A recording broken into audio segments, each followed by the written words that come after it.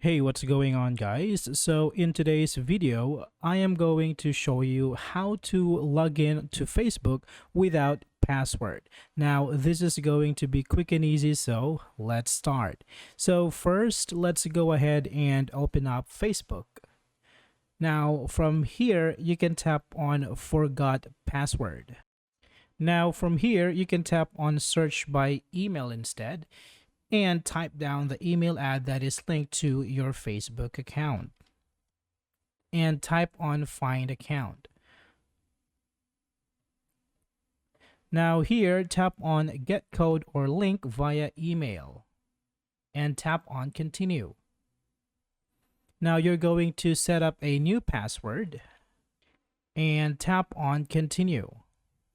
Here, tap on Save.